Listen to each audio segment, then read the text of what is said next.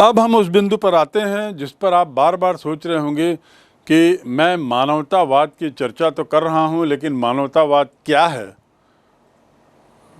क्या परिभाषा बनती है, क्या मायने हैं, इस पे प्रकाश नहीं डाल रहा हूं। पर ऐसा सोचना आपका गलत है, क्योंकि पूर्व में मैंने मानवतावाद को संक्षिप्त में आपको बताया है, प्रारंभ में, इस अध्याय के प्रारंभ में ही।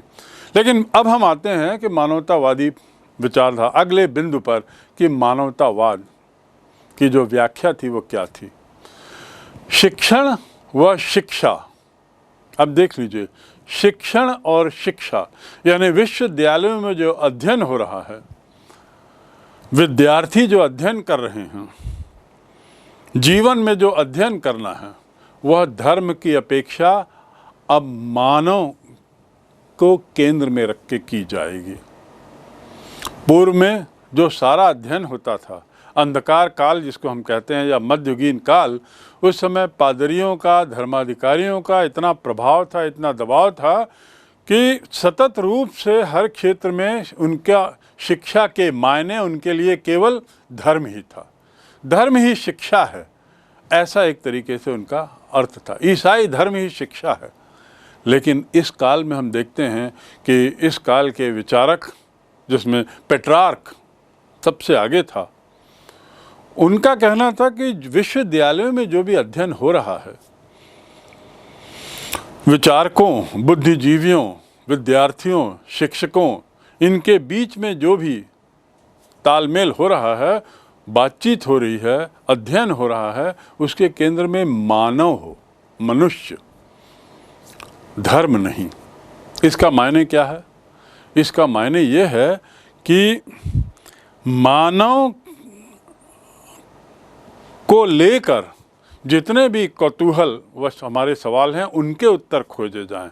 मानव कौन है, क्यों आया है, मानव का इस धरती में उसकी क्या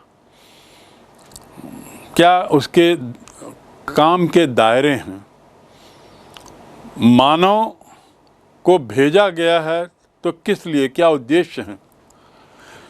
मानव और सुख, भौतिकवाद, मानव की चिंताएं, मानव की परेशानियां, मानव का विकास, धर्म का विकास नहीं, धर्म की दिक्कतें नहीं, मानव की दिक्कतें, मानव की परेशानियां, मानव के लिए सुख।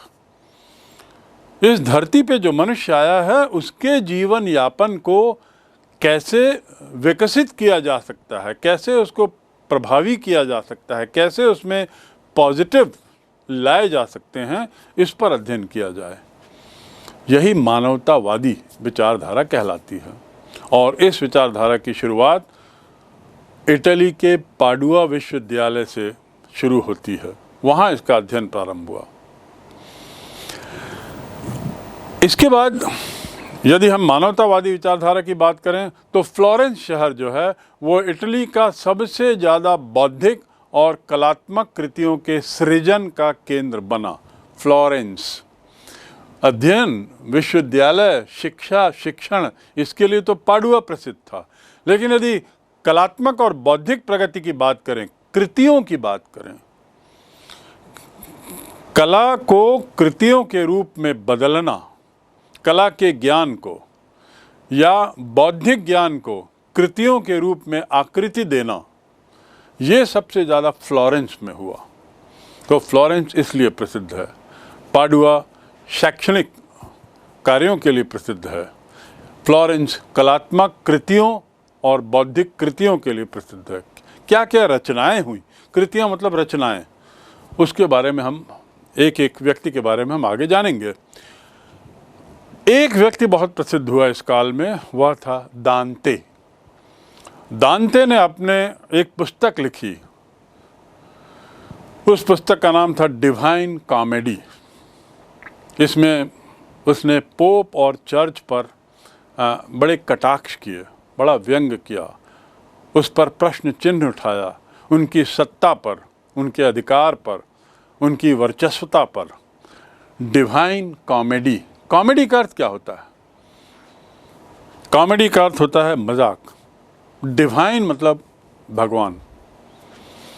तो जिस शीर्षक से ही जैसे आप समझ सकते हैं, पोप और चर्च, उस पर प्रश्न उठाए जाने लगे और उस पर इतने महान ग्रंथ लिखा गया, डिवाइन कॉमेडी, और लेखक का नाम है दांते, DANTE, दांते। इसके बाद कुछ लोगों ने अपने छवि चित्रों के माध्यम से मानवतावाद पर जोर दिया।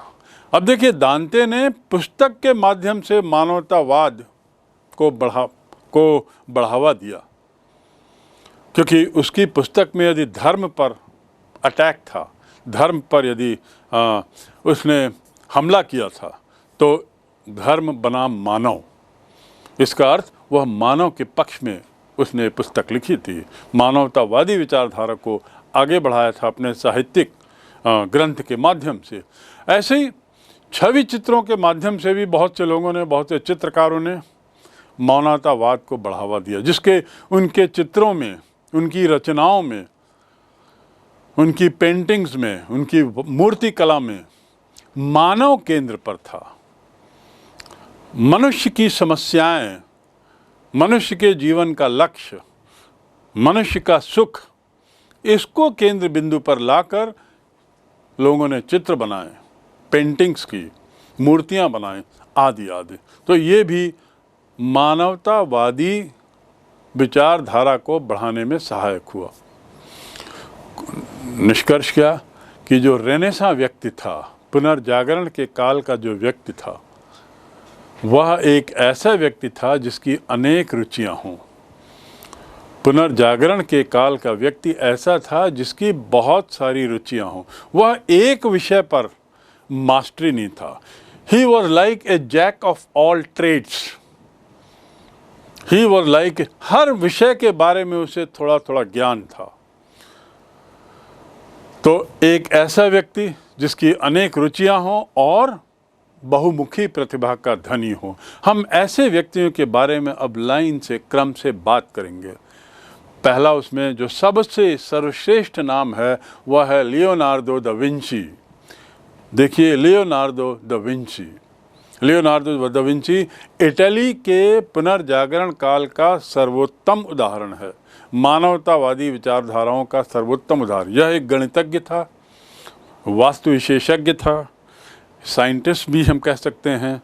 उसके अलावा बहुत अच्छा पेंटर था, और इसकी जो कलाकृतियां हैं वह विश्व प्रसिद्ध आज भी हैं। Leonardo da Vinci. इस अध्याय के प्रमुख बिंदुओं जिसका हमको अध्ययन करना है, उसमें एक बिंदु है अगला, इतिहास का मानववादी दृष्टिकोण। इस पे थोड़ा और प्रकाश डालें। यदि हम बात करते हैं अंधकार युग की, तो अंधकार युग रोमन साम्राज्य के समाप्त होने के बाद, रोमन साम्राज्य के पतन होने के बाद का काल अंधकार युग कहलाता है, यानी 5वीं सदी से। और इस काल में व्यक्ति पर चर्च और पोप बहुत हावी रहता है। अंधकार युग में व्यक्ति पर चर्च और पोप बहुत हावी रहता है, व्यक्ति का अस्तित्व नगण्य रहता है। तीसरी बात, ये काल सामंती काल है, जब राजा की स्थिति भी एक तरीके से बड़ी कमज़ोर रहती है।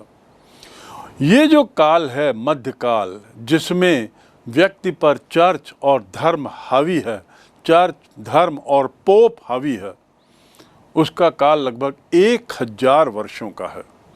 5वीं शताब्दी से मोटा मोटा हम ले सकते हैं 15वीं शताब्दी तक।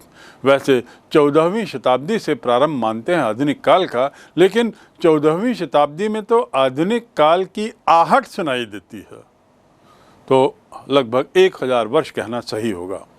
मानवतावादियों के द्वारा जो काल का जो विभाजन किया गया है, जिसका मैंने पूर्व में जिक्र किया, उसको फिर एक बार दोहरा लें। 5वीं से 14वीं सदी मध्य युग, ये जो विभाजन है, ये मानवतावादी दृष्टिकोण रखने वाले लोगों का इतिहास के परिप्रेक्ष्य में नज़रिया है। मानवतावादी लोगों का इतिहास में 5 से 14वीं सदी मध्य युग, उसमें 5 से 9वीं सदी अंधकार युग, 9वीं से 11वीं सदी आरंभिक मध्य युग, यद्यपि मध्य युग तो 5वीं सदी से प्रारंभ हो गया है, लेकिन अंधकार के बाद के काल को दो भागों में बांटते हैं इतिहासकार, और उसमें एक काल को कहते हैं आरंभिक मध्ययुग और दूसरे काल को कहते हैं उत्तर मध्ययुग। उत्तर यानी बाद में, एक तो होता है प्रश्न और उत्तर और दूसरा होता है उत्तर मतलब बाद में। तो 11वीं से 14वीं सदी का काल उत्तर मध्ययुग कहलाता है। ये इतिहास का मानववादी दृष्टिकोण का काल विभाजन है। 14वीं सदी और आहट, इस शब्द को आप जोड़ के रखें हमेशा। 15वीं सदी से वास्तव में आधुनिक काल प्रारंभ हो जाता है और इसीलिए 1000 वर्षों का काल को अंधकार युग या 1000 वर्षों के काल को मध्य युग इतिहासकार मानते हैं, और आधुनिक काल का प्रारंभ सही रूप में 15वीं शताब्दी से होता है।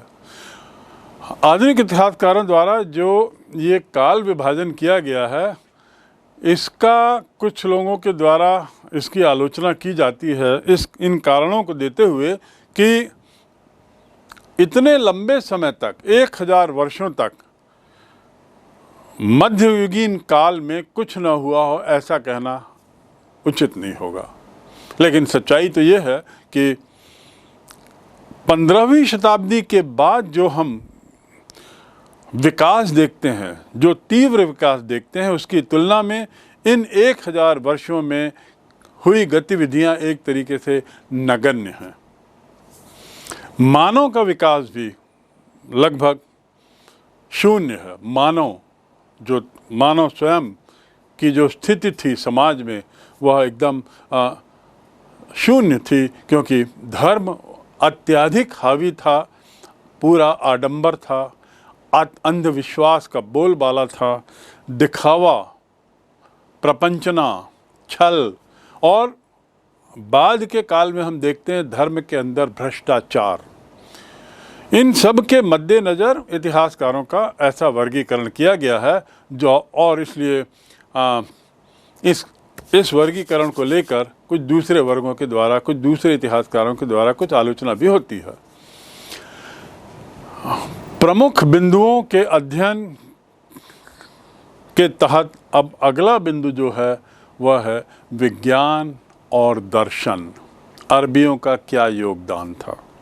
विज्ञान और दर्शन में अरबियों के योगदान की यदि बात करें, जो अरबों के योगदान की बात करें, तो उन्होंने विभिन्न ग्रंथों का अनुवाद किया। प्लेटो और अरस्तु के प्राचीन ग्रंथों का अध्ययन रोमन और यूनानी संस्कृति की जानकारी के माध्यम, अरबियों द्वारा विभिन्न ग्रंथों का अनुवाद, इससे प्लेटो और अरस्तु के प्राचीन ग्रंथों के अध्ययन में मदद मिली, ये अनुवाद से। और प्लेटो और अरस्तु तो उस सभ्यता के, लैटिन सभ्यता के महास्तंभ थे, उसके प्रतीक थे। इनका जब अनुवाद होता है, इनकी पुस्तकों का, इनकी रचनाओं का, तो विचारों का जो मंथन बहुत तीव्र होने लगता है, और इस तीव्र मंथन के परिणाम स्वरूप नए विचार, नई परंपराएं, बदलती हुई परंपराएं दिखाई देती हैं। और इसीलिए इस काल को हम कहते हैं बदलती हुई परंपराओं का काल। विज्ञान और दर्शन के क्षेत्र में जो दूसरा योगदान इस अनुवाद के अलावा, अरस्तु और प्लेटो के ग्रंथों के अनुवाद के अलावा, यूनानी विद्वानों द्वारा अरबी जो लेखक थे, इनके ग्रंथों का अनुवाद हुआ। पहला तो अरबियों द्वारा अनुवाद होना, दूसरा यूनानी विद्वानों द्वारा अरबी लेखकों की पुस्तकों का अनुवाद होना, जिसमें खगोल शास्त्र था, ज्योतिष विज्ञान, रसायन विज्ञान, इन सब का अनुवाद होना। और याद रखेंगे, ये अनुवाद होना स्वयं में नए विचारों को जन्म नहीं देता है। इन अनुवादों का अन्य लोगों तक पहुंचना पुस्तक के माध्यम से, प्रिंटिंग प्रेस के माध्यम से, ये ज़्यादा अहम था। और यहाँ पर आपको बारंबार याद रखना होगा कि प्रिंटिंग प्रेस की भूमिका कितनी महत्वपूर्ण रही है यूरोप को मध्यकाल से निकालकर आधुनिक काल लाने में। यूरोप जो आज बना है उसकी जो आधारशिला 15वीं शताब्दी में रखी गई, उसके पीछे प्रिंटिंग प्रेस का बहुत अहम योगदान है। तो एक बार पुनः अरबियों द्वारा अरस्तु प्लेटो की पुस्तकों का अनुवाद, उसके बाद यूनानी विद्वानों द्वारा अरबी लेखकों के द्वारा लिखी गई खगोल विज्ञान, रसायन विज्ञान, ज्योतिष विज्ञान में पुस्तक, और उसके बाद विश्वविद्यालयों के पाठ्यक्रम में विज्ञान और दर्शन, कानून तो मुख्य विषय था, विधि तो मुख्य विषय था, विधि विज्ञान, लेकिन इसके साथ ही साथ अब विज्ञान का अध्ययन, साइंस का अध्ययन। साइंस जो है वह तर्क आधारित विषय है और धर्म जो है वह तर्क पर विश्वास नहीं करता। कम से कम उस काल का धर्म जो था वो तो अंधविश्वास पर आधारित धर्म था। तो एक तरीके से संघर्ष का काल है ये, धर्म बनाम विज्ञान, धर्म बड़ा या विज्ञान। और इस संघर्ष के काल में हम देखते हैं विज्ञान, वैज्ञानिक सोच धीरे धीरे हावी होने लगती है और धर्म आधारित सोच, आडंबर आधारित सोच, दिखावा, ये सब अब पतन की ओर जाने लगता है। तो इस प्रकार अरबों के योगदान की यदि बात करें तो विज्ञान के क्षेत्र में इनका बहुत अहम योगदान है और विज्ञान और दर्शन जैसे विषयों का अध्ययन इन्हीं के प्रयास से उस काल में हुआ जिसने हमारी विचारधारा को आधुनिक विचारधारा के रूप में बदलने में बहुत अहम भूमिका निभाई। अब समय आ गया है कि हम पृष्ठभूमि को एक तरीके से वाइंड अप करें। वाइंड अप से अर्थ तात्पर्य मेरा ये है कि हम संक्षिप्त में एक थोड़ा जाने, तीव्र गति से, लेकिन कि 14वीं और 15वीं शताब्दी में किस समय क्या हुआ जिसने परंपराओं को बदलने में अहम भूमिका निभाई, परंपराओं को बदलने में अहम भूमिका निभाई। शुरुआत में सर्वप्रथम 1300 में इटली के पादुआ विश्वविद्यालय में मानवतावाद पढ़ाया जाने लगा। 1300 सदी में, देखिए पादुआ, जैसा मैंने बारंबार कहा है, पहला नगर, पहला शहर जहां विश्वविद्यालय खुलता है और मानवतावाद उसके अध्ययन का केंद्र। 1341 में पेट्रार्क को रोम में राजकवि की उपाधि से सम्मानित किया गया, यानी उसके मानवतावादी विचारधारा को एक तरीके से अप्रूव किया गया, स्वीकार किया गया, उसकी महत्ता को माना गया, उसके विचार को एक समुचित स्थान दिया गया। और बल्कि पेट्रार्क को राजकवि बनाने का परिणाम ये भी हुआ कि मानवतावादी विचारधारा के लोग अब खुलकर सामने आने लगे। 1349 फ्लोरेंस में विश्वविद्यालय की स्थापना होती है।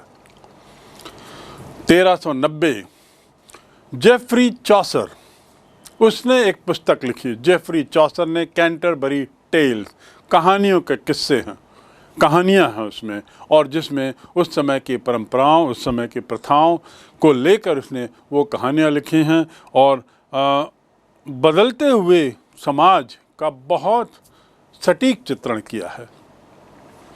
1436 में फ्लोरेंस में ड्यूमा का प्रतिरूप तैयार किया जाता है। ड्यूमा क्या है? संसद, जिसे वहाँ की भाषा में ड्यूमा कहते हैं।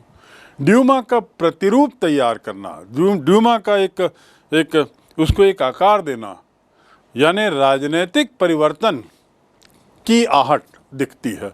राजशाही से हटकर अब एक तरीके से हम कह सकते हैं लोकतांत्रिक विचारधारा को बढ़ावा मिलता है और उसी के परिप्रेक्ष्य में हम कह सकते हैं ड्यूमा का एक परिरूप तैयार किया गया। 1453, आपको याद होगा, इसके बारे में मैंने बारंबार कहा है, वह वर्ष जब कुस्तुनतुनिया के बाइजेंटाइन शासक को ऑटोमन तुर्क ने पराजित किया। सेल्जुक तुर्क, जिसको मैंने कहा था ऑटोमन तुर्क कहलाते हैं, ऑटोमन एम्पायर की स्थापना हुई। किसको हटाकर? बाइजेंटाइन एम्पायर को हटाकर। बाइजेंटाइन एम्पायर को यूनानी एम्पायर भी कहते हैं। पूर्वी रोमन एम्पायर भी कहते हैं। तो कुस्तुनतुनिया पर, कॉन्स्टेंटिनोपल, उस पर तुर्कों का हमला और तुर्कों का कब्जा, बहुत बड़ी घटना। 1453 बहुत बड़ा लैंडमार्क आधुनिक यूरोप की शुरुआत के विषय में।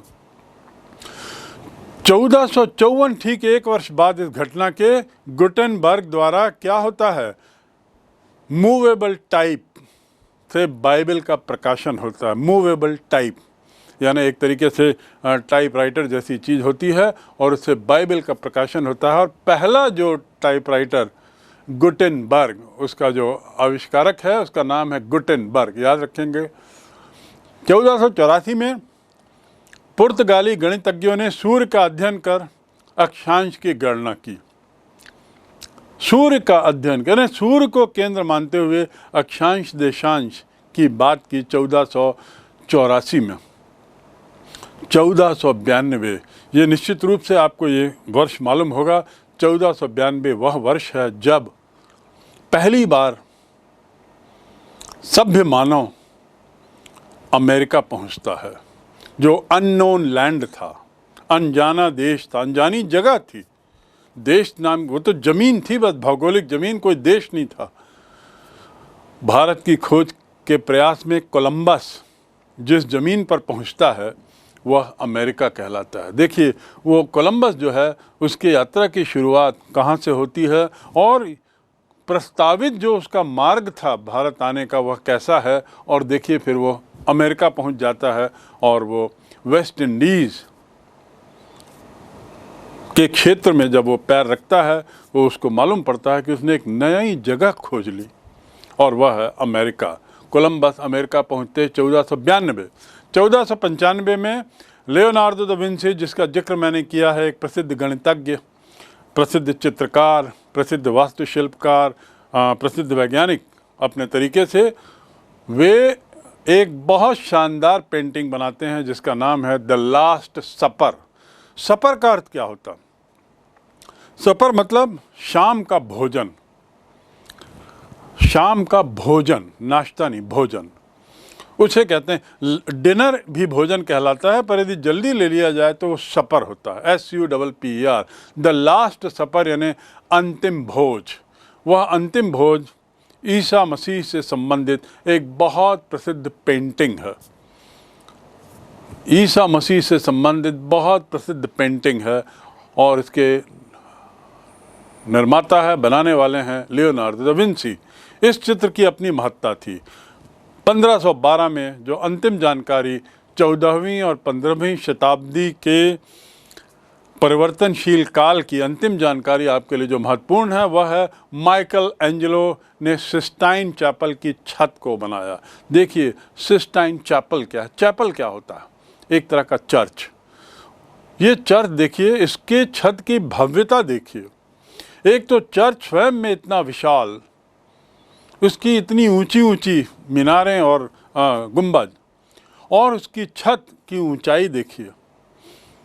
इस छत पर अंदर से कैसे माइकल एंजेलो ने इतनी शानदार कलाकृतियां बनाई हैं जो हर दृष्टि से, वैज्ञानिक दृष्टि से, तार्किक दृष्टि से और ऐतिहासिक दृष्टि से बिल्कुल खरी उतरी हैं। इस पेंटिंग का बनाना उस काल की चित्रकला का सर्वश्रेष्ठ नमूना कहा जा सकता है, माइकल एंजेलो के द्वारा 1512 में। हमने जितना अध्ययन किया उसमें हमने पाया कि नगरीय संस्कृति जो है, बढ़ते हुए नगरों की संख्या, ये इस काल की एक बहुत बड़ी विशेषता है। नगरों का बढ़ना, उनकी संख्या बढ़ना, उनका विकास होना, ये इस काल की विशेषता है। और जितने भी जो नगर थे वो सब ज्ञान और कला के अलग अलग केंद्र बन गए थे। साथ ही अभिजात वर्ग के लोगों के द्वारा अभिजात वर्ग के व्यापारियों और वाणिज्य से जुड़े हुए लोगों के द्वारा कलाकारों को संरक्षण देना, आश्रय प्रदान करना, इस बिंदु की महत्ता हमने समझी। और छापे खाने का आविष्कार कितना अहम होता है लोगों तक अपने विचारों को पहुंचाने में और लोगों में एक तरीके से जागृति पैदा करने में, जागरण पैदा करने में कितना अहम है यह भी हमने जाना। खासकर जो लोग दूर दराज के क्षेत्रों में रहते थे वहाँ तक शहर के रहने वाले कलाकारों, साहित्यकारों, चित्रकारों की बातें पहुँचना इस बदलती हुई परंपराओं के काल का या इस काल में बदलती हुई परंपराओं का मुख्य कारण बनी। पहले जो हाथ से पुस्तक लिखते थे वो एक तो पांडुलिपि ही होती थी, मैन्युस्क्रिप्ट जिसे कहते हैं, और उसके साथ ही पांडुलिपि के होने के अलावा उसकी कुछ और प्रतियां बन जाती थी, वो भी हस्तलिखित, तो बड़ी महंगी भी हुआ करती थी, लोगों की पहुंच से बाहर थी। अब सस्ते में प्रिंटिंग प्रेस के आविष्कार के साथ सस्ते में लोगों को साहित्य मिलने लगा। ये वह काल भी है जब हम देखते हैं कि रोमन संस्कृति और यूनानी संस्कृति का अध्ययन भी होता है। इस बिंदु को भी थोड़ा सोचने की कोशिश करें कि इस बिंदु का क्या महत्व है। देखिए, मध्यकाल में रोमन सभ्यता को पूरी तरह भुला दिया गया और इटली जैसी जगह में जहां उसने अपनी स्वयं की सभ्यता को भुला दिया, ये अपेक्षा करना कि यूनानी सभ्यता से उनका कोई संबंध रहा होगा, ये गलत होगा। लेकिन और सच्चाई तो ये है कि इसकी जानबूझकर उपेक्षा की गई, क्योंकि सामंतों का और धर्माधिकारी लोगों का इन चीज़ों से कोई ताल्लुकात नहीं था, उनको इस चीज़ों में कोई रुचि नहीं थी। और इसीलिए मध्य युग और आधुनिक युग के संधि काल में हम देखते हैं कि लैटिन और उसके साथ ही यूनानी साहित्य का गहन अध्ययन प्रारंभ होता है। मध्य युग और आधुनिक युग का जो संधि काल है, जो यानी 13वीं 14वीं शताब्दी, संधि यानी जहाँ जोड़ते हैं, उस काल में हम देखते हैं कि लैटिन और यूनानी साहित्य का बहुत प्रचुर अध्ययन होता है। परिणाम क्या होता है कि एक नई सोच आती है, स्वतंत्र सोच आती है, व्यापक दृष्टिकोण आता है, और कुस्तुनतिनिया पर तुर्कियों के द्वारा कब्जा किए जाने के बाद इस सभ्यता के अध्ययन में एक तीव्रता आती है, क्योंकि अरबियों के आने से उनके जो विचार आए उसने इटली के लोगों को अपनी पुरानी सभ्यता के पुनर्अध्ययन के लिए प्रेरित किया था। और इसीलिए नवीन वैज्ञानिक सोच का, नवीन वैज्ञानिक दृष्टिकोण का सृजन होता है। और ये जो नवीन वैज्ञानिक सोच का जो सृजन है, वही एक तरीके से हम कह सकते हैं आधुनिक युग के आने का परिचायक, आधुनिक युग के आने का द्योतक, आधुनिक युग के आने का सूचक का कार्य करता है नवीन वैज्ञानिक सोच।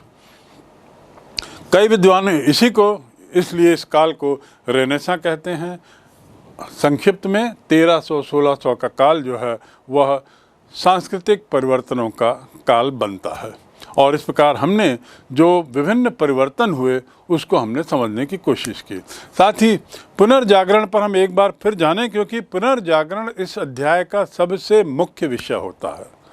पुनर्जागरण से क्या तात्पर्य है और पुनर्जागरण के कारण क्या थे, ये बहुत अहम प्रश्न होता है। पुनर्जागरण के तात्पर्य के बारे में यदि बात करें कि उसके क्या मायने हैं, तो जैसे पुराने काल में आर्य संस्कृति थी, ऐसे यूनानी संस्कृति थी, ऐसे लैटिन संस्कृति थी। लेकिन मध्यकाल में लैटिन संस्कृति पूरी तरह समाप्त हो गई, रोमन सभ्यता पूरी तरह नष्ट कर दी गई, सामंतों ने कुछ नहीं बख्शा, और एक तरीके से उसके स्थान पर अंधविश्वासों को ये धार्मिक तथाकथित धार्मिक गुरुओं ने बहुत बढ़ावा दिया। मानव का कोई औचित्य नहीं था, कोई अस्तित्व नहीं था। और ये जो काल है 500 से 1500 हमने बताया। लेकिन इस दौरान आखिरी जब संधि काल जो है, उस संधि काल में क्या शुरू होता है, एक तरीके से क्रांति, सोच में क्रांति, नवीन विचारों का आना शुरू होता है। वही यूनानियों के आने के कारण अंधविश्वास, कुप्रथा, आडंबरवाद, भ्रष्टाचार, इसके स्थान पर मानवतावाद आता है, इसके स्थान पर भौतिकवाद आता है, इसके स्थान पर सांसारिक सुखों की बात ज़्यादा की जाने लगती है। और सांसारिक सुखों, भौतिकवाद पर जब चर्चा होती है तो इस पे और ज़्यादा से ज़्यादा लोगों का ध्यान आकर्षित होता है और ये भी स्वयं में पुनर्जागरण की तीव्रता या परंपराओं को बदलने में तेजी लाने में सहायक होता है। क्योंकि ये जो सांस्कृतिक परिवर्तन है ये मानव की भलाई के लिए था। आदमी को लग रहा था कि हमारे विकास के लिए ये सोच आ रही है, ये सोच है, और ये नई सोच हमें एक सम्मानजनक जीवन जीने में सहायक होगी। रेनेसां जो शब्द है इसको मैं बता दूं कि एक फ्रांसीसी शब्द है, RENAISSANCE। ये फ्रांसीसी शब्द है और पुनर्जागरण इसका अर्थ है। सबसे पहला इसका जो उपयोग किया था वो एक विद्वान इटली के ही विद्वान ने किया, लेकिन बाद में जैसा मैंने कहा बर्खार्ड ने इसका उपयोग किया रेनेसां का इटली के संबंध में। जैकब बर्खार्ड वैसे तो स्विट्ज़रलैंड के ब्रेसले विश्वविद्यालय से जुड़े हुए थे। स्विट्ज़रलैंड के ब्रेसले विश्वविद्यालय, स्विट्ज़रलैंड जो इटली से ऊपर स्विस संघ के रूप में जो उस नक्शे में दिख रहा है, और वहाँ के थे जो जर्मन इतिहासकार फॉन रैंक के विद्यार्थी थे। उन्होंने ये मानवतावादी विचारधारा पर विशेष बल दिया।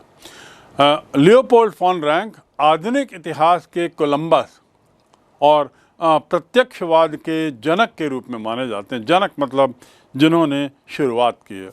आधुनिक इतिहास का कोलंबस कहा है ये एक। तो यदि आपसे सवाल पूछा जाए कि आधुनिक इतिहास के कोलंबस के रूप में किसका नाम आता है, तो लियोपोल्ड फॉन रैंक, इसे आप याद रखेंगे। वैसे तो VON है इनके नाम में, लेकिन उच्चारण होता है फॉन, इसको याद रखेंगे। और ये आधुनिक इतिहास के कोलंबस कहलाते हैं। ऐतिहासिक प्रत्यक्षवाद, ऐतिहासिक प्रत्यक्षवाद मतलब किसी चीज़ की सच्चाई को तभी स्वीकार करना जब उसका प्रत्यक्ष उदाहरण सामने हो, और इसीलिए उन्हें श्रेष्ठ इतिहासकारों में माना जाता है, क्योंकि वे साक्ष्यों पर विश्वास करके उन्होंने आधुनिक इतिहास की रचना की है। रैंक ने ही उन्हें बताया था कि इतिहासकार का प्रथम उद्देश्य है कि वे राज्यों और राजनीति के बारे में लिखे। रैंक ने उन्हें बताया था कि वो राज्यों, लियोपोल्ड फॉन रैंक ने ही बर्खार्ड को बताया था कि राज्यों और राजनीति के बारे में लिखे। लेकिन यद्यपि फॉन रैंक बर्खार्ड के गुरु थे, बर्खार्ड इस बात पर सहमत नहीं था कि इतिहास जो है वह राजनीति और राजनीति राज्यों के बीच के संबंधों का ही अध्ययन है। उसका विचार कुछ और ही था। हाँ, उल्टे बर्खार्ड तो अपने गुरु के इस इतिहास संबंधी सीमित लक्ष्यों से असंतुष्ट ही था। उसने तो ये कहा कि इतिहास लेखन में राजनीति के अलावा कुछ और बातें होती हैं।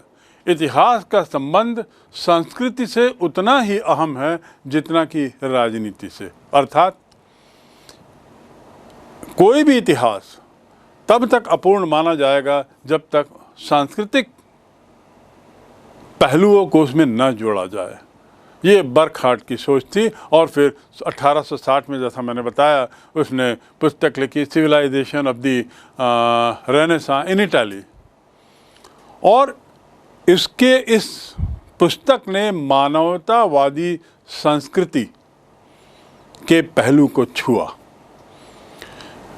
यह संस्कृति इस विश्वास पर आधारित थी कि मानव अपने निर्णय लेने के लिए खुद सक्षम है, उसे किसी दूसरे पर निर्भर होने की जरूरत नहीं। आगे बढ़ने में भी वो समर्थ है, और ऐसा व्यक्ति आधुनिक, जबकि मध्ययुगीन मानव चर्च से नियंत्रित। सो इस प्रकार मध्ययुगीन बनाम आधुनिक युग को में अंतर दिखाते हुए, अंतर स्पष्ट करते हुए बर्खार्ड का कहना था कि जहां मध्ययुगीन मानव चर्च के द्वारा नियंत्रित था, आधुनिक मानव स्वतंत्र है। आधुनिक मानव पूरी तरह से अपने बारे में खुद निर्णय ले सकता है।